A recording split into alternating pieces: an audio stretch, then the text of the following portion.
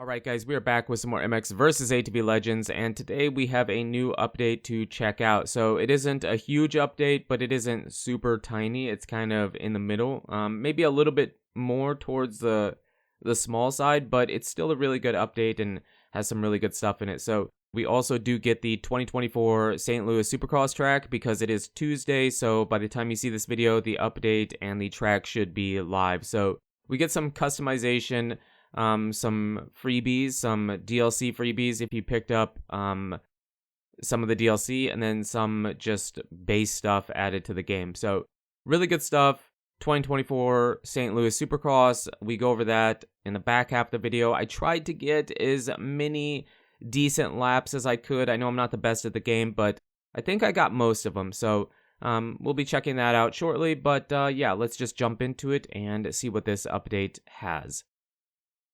Before we jump into the actual update and what it brings to the game, let's go over the main highlights that they want to show you. So you get some DLC freebies if you bought the 2023 KTM bike pack. We'll go over that a little bit later with the customization.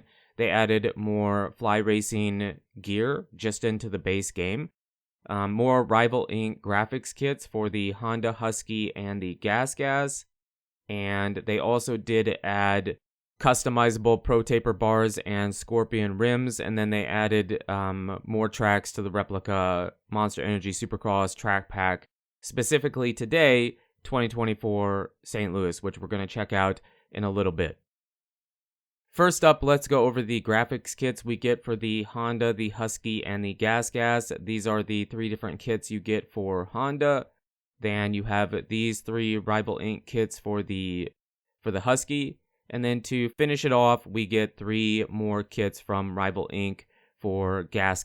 So more customization is always wanted in MX vs. ATV Legends, and this is good in my opinion. And then we get two different sets, I believe, of WP suspension, two different versions here. And then if you bought the 2023 KTM bike pack, you get two different 2024 graphics kits. You get the 2024 stock and Red Bull KTM kits. So I just wanted to show you a comparison for the differences there.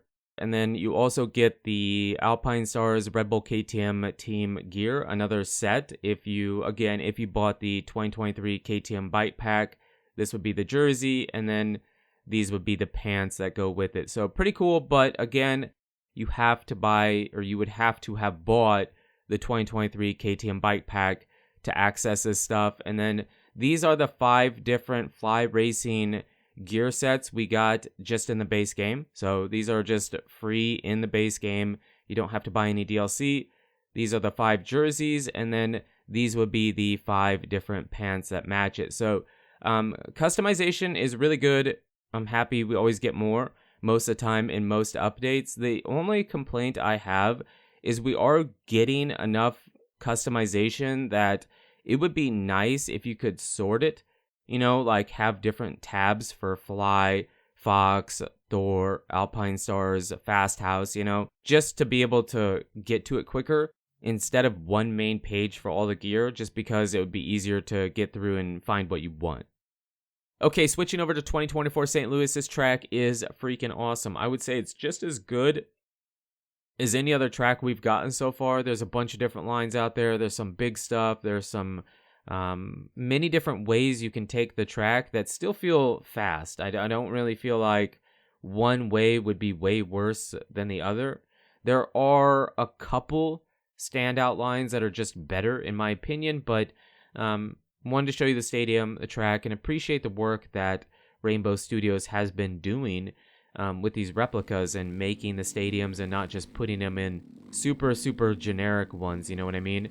But this first lap, in my opinion, is probably the most standard way around the track, the easiest way. You did see that one line, that one jump. It does feel a bit big, a bit overscaled, but that's kind of a theme we've had. There's usually one way where one jump in the rhythm section feels entirely too big, but it's a video game. This isn't MX Bikes, MX Sim.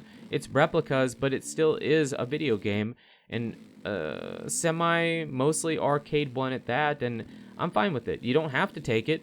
but it is there. And I wouldn't even say that's the best way through it. It's the most consistent way, but maybe not the best. And then I decided to go outside here, and we step on triple off because it does have a lip on it, and then quad double. Now, I would say that's probably the best way through it, just because it's something that you can do every single time.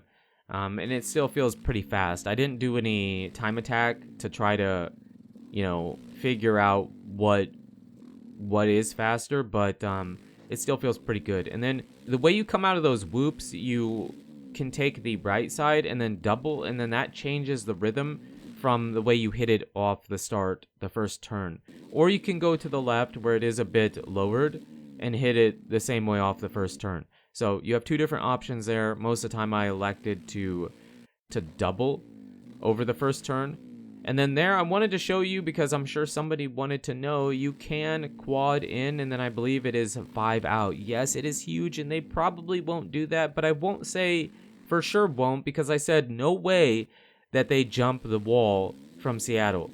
And they ended up jumping the wall at Seattle. So, I mean, it wasn't to the extent we did in the video game, but they were still doing it. So I don't believe they will, but never say never, because these riders are incredible and the best at what they do. And, maybe they do, but I don't personally think they will. But I wanted to show you, it is kind of difficult to do, because that first jump is very, very small and kind of rolled off, but the landing is very, very steep and very tall. So I found it pretty difficult to get consistently, but if you're really good at the game, yeah, it is an option, and probably is faster because you're just jumping in one time. But this jump, like I said, you can go left or right, and then that would change the rhythm through this section. You could either do it the way you do off the start straight, or the way I did it, and maybe you can jump a bit further, but that's what felt good to me, in my opinion.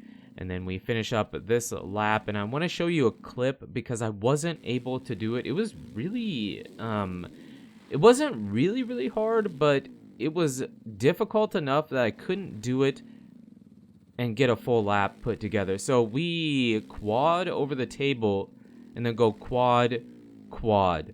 Very fast, very fun. Not incredibly difficult, but enough so that I couldn't tie it together for a lap.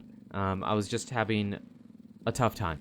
It really didn't feel like it should be that bad, but I kept hitting, kind of the way they have the pre-made ruts in that corner. I kept messing it up and didn't have the speed or whatever, and since it's kind of towards the end of the lap, it was really annoying to mess it up there and then have to try to redo it. So I just wanted to show it to you. It is possible. It probably, I don't know, it might be faster, it might not be. Like I said, I didn't really do any time attack, so I don't know what would be better and what wouldn't be. I mean, for multiplayer, I would say it isn't as good unless you can consistently do it.